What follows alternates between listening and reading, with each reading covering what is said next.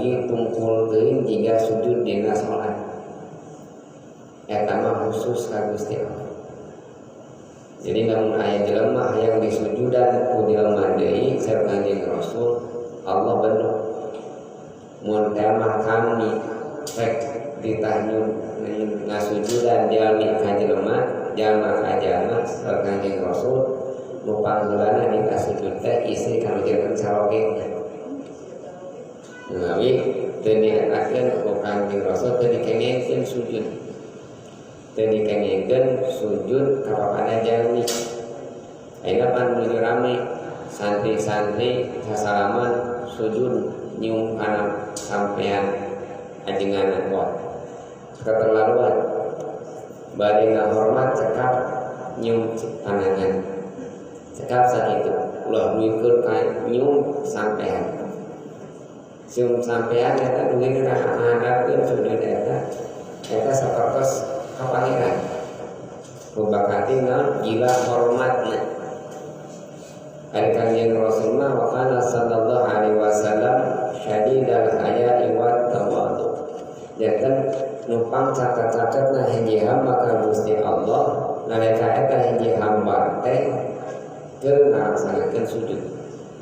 Aya dina hiji waktos anu dina akhir salat urang terutami salat sunah.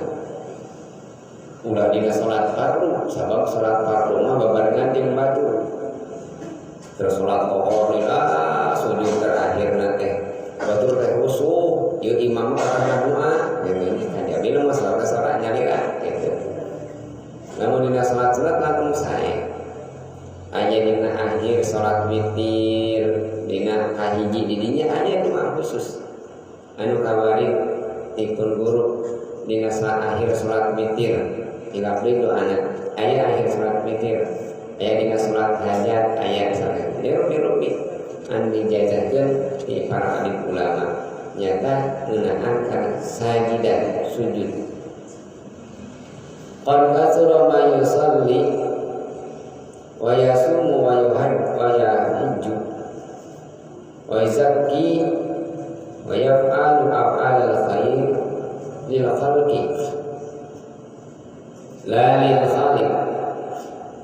Itu seueur cenah jami-jami melaksanakeun salat, jami-jami melaksanakeun saum, jami-jami melaksanakeun haji, jami-jami melaksanakeun zakat, jeung jami-jami melaksanakeun parabulan sae lain karena Allah lil khalqi la lil khaliq, lain karena Allah tapi karena makhluk. Faqad sara